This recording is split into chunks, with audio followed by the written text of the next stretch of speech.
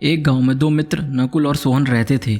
नकुल बहुत धार्मिक था और भगवान को बहुत मानता था, जबकि सोहन बहुत मेहनती था। एक बार दोनों ने मिलकर 1 बीघा ज़मीन खरीदी, जिससे वह बहुत फसल उगाकर अपना घर बनाना चाहते थे।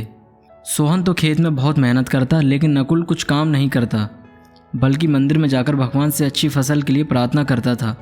इसी तरह समय बीतता गया। कुछ समय बाद खेत की फसल पककर तैयार हो गई, जिसको दोनों ने बाजार में ले जाकर बेच दिया और उनको अच्छा पैसा मिला।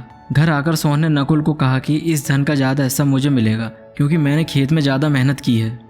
यह बात सुनकर नकुल बोला, नहीं, धन का तुमसे ज़्यादा हिस्सा मुझे मिलना चाहिए, क्योंकि मैंने भगवान से इसकी प्रार्थना की, तभी हमको अच्छी फसल हुई।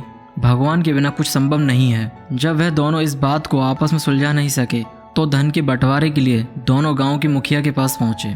मुखिया ने दोनों की सारी बात सुनकर दोनों को 1-1 बोरा चावल का दिया, जिसमें कंकड़ मिले हुए थे।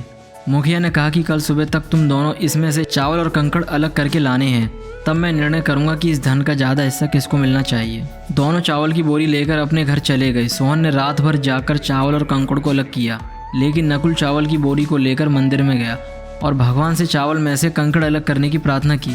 अगले दिन सुबह सोहन जितने चावल और कंकड़ अलग कर सका, उसको ले जाकर मुखिया के पास गया, जिसे देखकर मुखिया खुश हुआ। नकुल वैसी की वैसी बोरी को ले जाकर मुखिया के पास गया। मुखिया ने नकुल को कहा कि दिखाओ तुमने कितने चावल साफ किए हैं। नकुल ने कहा कि मुझे भगवान पर पूरा भरोसा है कि सारे चावल साफ हो गए होंगे।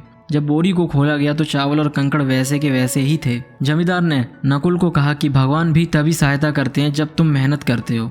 जमींदार ने धन का ज़्यादा हिस्सा सोहन को दिया। इसके बाद नकुल भी सोहन की तरह खेत में मेहनत करने लगा और अब की बार उनकी फसल पहले से भी अच्छी हुई।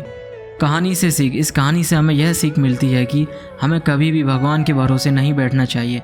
हमें सफलता प्राप्त करने के लिए मेहनत करनी चाहिए, और मेहनत तब तक करो जब तक सफलता हासिल ना हो जाए।